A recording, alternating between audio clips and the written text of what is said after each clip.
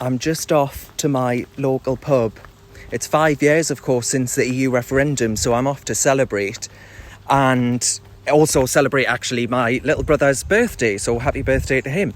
But we were told loads of things since 5 years ago. We were told that households would be 4,300 quid worse off. You know, George Osborne stood there with his Treasury officials with that banner, scary looking banner, telling we're all that we're, ready for poverty and locusts if we dare have the temerity to vote to leave a sclerotic bureaucracy in Brussels.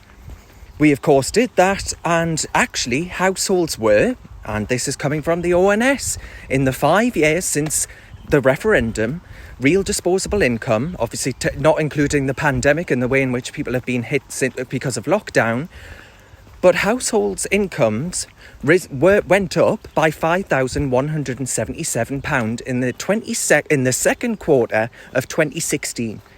And by 2020, 5,354 at the end of 2020. So that didn't come true. And you think, right, well, I wonder what else didn't. And you look a bit further and you see that the stats, 500,000 job losses. Remember that one? Actually, we ended up having record employment before the pandemic. We, in this country, we haven't seen levels of employment like that since 1971.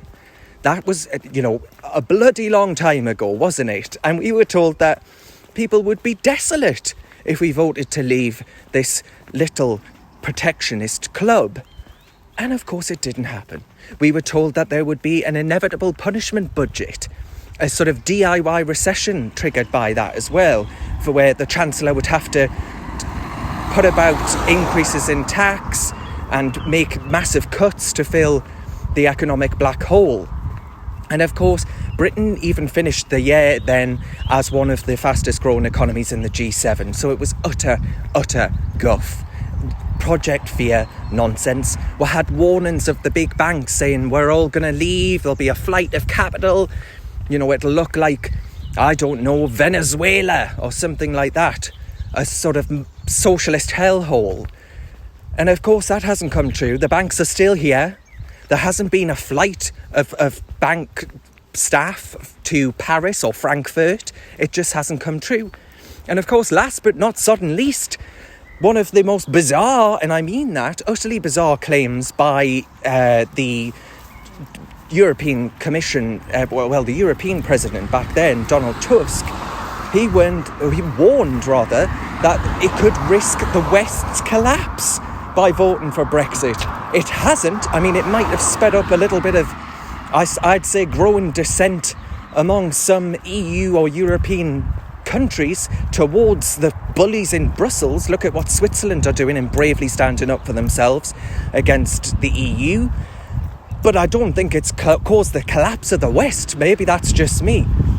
But honestly, despite all of that, 17.4 million brave people this time 5 years ago voted for Brexit. And I want to raise a glass to all of yous because I think yous are brilliant. I really, really do.